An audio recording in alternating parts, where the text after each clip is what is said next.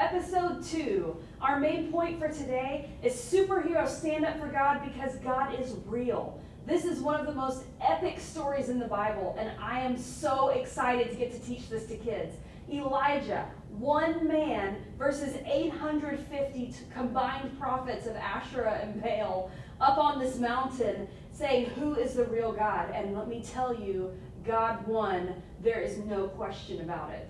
And it is a really, really cool lesson that we get to teach today. In our first activity, we are going to do one that's called Which Direction? The point being, just like the Israelites could not serve two gods, you can't move in two directions at once. To set up for this activity, you're going to put different pictures of superheroes around your room. Now, I have a very small video-sized classroom for you today, so I've got Ultra on the door here. Obviously, do not put one of your superheroes on a door. That'll just cause you problems. Then I've got Crash back here in the corner, and I have Commander Cobalt over here, and I have Spark on this far wall that you can't see. Now I have Tiffany, my friend's going to come in and help me with this activity. So Tiffany is going to represent one of my class members, and I'm going to, as the teacher, randomly say all of these different superheroes, and she has to run to that superhero, okay? So remember, we've got Ultra, Crash, Commander Cobalt, and Spark, okay? So here we go. First, I want you to go to Spark. Go to Spark. Okay, go to Commander Cobalt. Go to Commander Okay, go to Crash. And go back to Spark. Oh no, okay, now go to Ultra. All right, and so as this goes on, I'm going to go faster and faster. The kids are going to be running everywhere, and then you finally go, okay, stop. Now, I said some of those things very quickly, and in fact, if you have older kids and you want to really mess them up, say go to Commander Cobalt and Spark. Well, now what do? They have to choose one, right? They can't go to both. And you can make that connection. Elijah lived in a time where all of the people around him were trying to do two things at once that could not be done. They were trying to serve the real God and all of these fake gods, and it just didn't work. And as we're going to get to learn in Master Teaching today, there is only one God.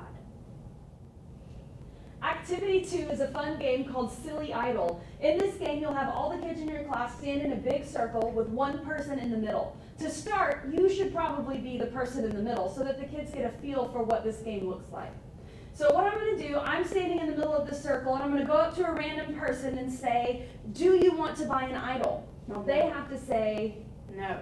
No, okay? Then I get to come up with something silly that my idol does. And I said, are you sure? Because my idol jumps up and down. Now everybody has to jump up and down, and then you say, are you sure you don't want to buy an idol? No. Okay, if she can still say no without laughing, then she wins, and she gets to be the next person in the middle. So there you go, now you do it. Do you want to buy an idol? No. Are you sure? Because my idol spins around. Are you sure you don't want to buy an idol? No, I don't want to buy an idol. Okay? And that's how the game is played. Try and make sure that everybody gets a chance to be in the middle and help kids come up with funny things that they can do. It's a really fun game. So the connection point for that activity is pretty simple. All of those idols, we did so many silly things, and honestly, when you try to worship anything except for the one true God, it's just silly. There is only one true God, only one who deserves our worship, the focus of our hearts. Worshiping anything else is a waste of time. Activity 3 is a game called Hero Tag. It's the exact same thing as Freeze Tag, but the person who is it is called the hero, and everyone else is the villain. When you start the game, the hero will run around trying to tag as many villains as he or she can. Everyone that the hero tags has to freeze where they are. Now this gets to be really fun, but you want to be sure that you don't let the game last longer than 20 or 30 seconds. This will help you in a number of ways. Number one, you get to have a lot of different people play the hero, and secondly, it's going to help you to manage the energy and chaos levels in your classroom. We like to have fun, but in short bursts, it's a lot more manageable. When you finish with the game, sit everyone down and make the connection. And tell them, you know, when you were the hero, that was really fun, and you all did a great job. But it's hard to be the only hero. Can you imagine what it would be like to be the only one doing the right thing? In 1 Kings chapter 18, Elijah found himself in that exact situation. He was the only one on that mountain who believed in God. And even though he was majorly outnumbered, he decided to stand up for God and do what was right. He was able to be brave because he knew that God is real and God is powerful. You know, you and I can do the same thing today. We can stand up for God. We can choose to do what is right, even if no one else is doing it around us. Because, boys and girls, God is real and he is powerful. And when you have him in your life, you are never alone. Activity 4 is a game called Tell the Truth. So what I've done is I have gotten all these note cards and I hand them out, and all the kids write their first name, maybe even their last name, 2 interesting facts about themselves. If you have really a lot of younger kids, you might want to have your leaders go around and help them with their fun facts. You might even just do this game with the leaders and let the kids guess who it's talking about. You'll see what I mean in a minute. Once you collect all of the cards with the name and the 2 interesting facts, they are all turned in secretly. Don't tell anybody else what your fun facts are. Turn them all in secretly to the person in charge. Now, I'm going to read these, and you as an audience have to guess who it is talking about. Here we go. This is about someone between the 2 of us, and you'll call up a few people who have to stand there, and they have to guess if it's who it is that you're talking about. So, okay, of the 2 of us, who is this? I once picked up a snake on accident, and I play the guitar. Who do you think it is? It's me! I was little, I picked up a snake, I thought it was a rope. It was traumatic. Okay, so that's a fun thing, and it was me telling the truth. It can't be true of both of us, it's only true of one of us. All right, so then we play again. You know, you probably figured this out, process of elimination, but here we go. Who is this? I'm a pastor's kid, and my favorite color is teal, but I really like orange too. Who do you think it is? It's Tiffany, okay? So the kids get to guess who they think it is. They get to know you a little bit better, or whoever it is that you're calling out the facts about in their classroom. They get to know each other better.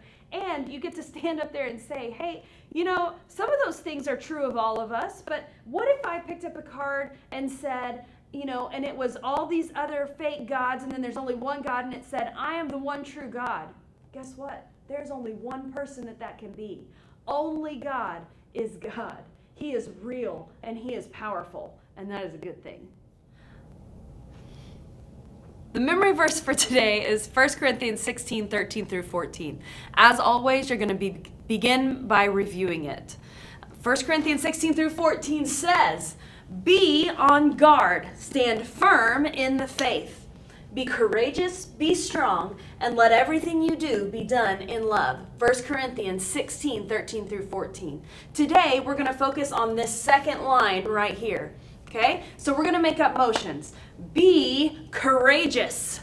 Be strong.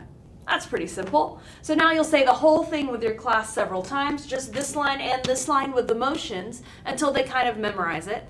Another fun game, if you have time, you can divide your class into 2 teams. One team can maybe say the verse several times, and every time they say a word, they can jump up and down. And then the next team has to come up with something else really fun that they get to do. Maybe for every word, they sit down and stand up.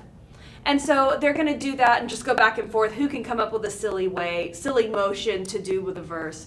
At the end of all that, come back together, say it one more time, and make the connection. And the connection is this. The connection is be courageous and be strong. With everything that we've learned about Elijah today, he was incredibly courageous. So does that mean he was never afraid? Well, no, of course not. A courageous person is afraid, but they still do what they know is right, even though they're afraid. You know, Elijah stood up for God even when he was the only one. You can stand up for God too. Be courageous, be strong, because we serve a God who is strong and who is 100% real.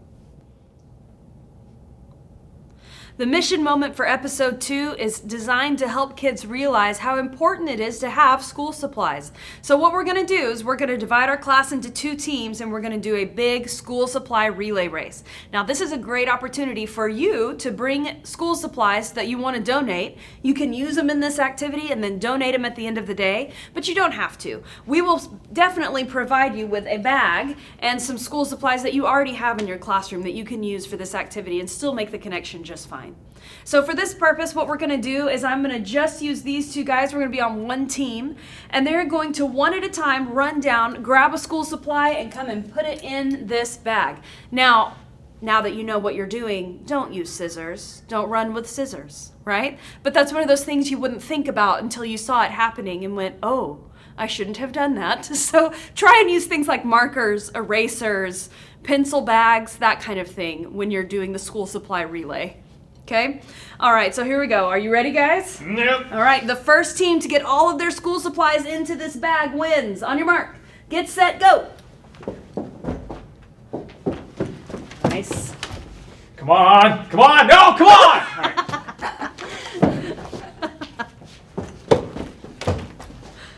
All right. We're going to beat the other team. And they're finished. Yes. Thank you guys. Now that you've done that, I'm going to make the connection real quick. See, all right, so everybody loves buying school supplies. That's probably the best part of school, right? Getting the school supplies and hanging out with friends and stuff and, learning. But what if the school that you went to was dirty and broken? Would that be fun? No. No, it wouldn't. What if you didn't have the supplies you needed to learn and to do your homework? Be tough. That would be really tough, right? Loving kids makes sure that these schools are clean and safe and that you have everything you need to succeed. That's why we're raising money for these kids, so that they can be in a safe environment and learn about Jesus. For the craft in episode 2, we are going to create a little bit of fire inside this cup that hopefully the kids will be able to use to tell their families the story that they learned today, because it is an amazing and true story from the Bible. So what you're going to need is you're going to need some tissue paper. Each child will have strips of tissue paper. You're going to have yellow, orange, and red stacked on top of each other.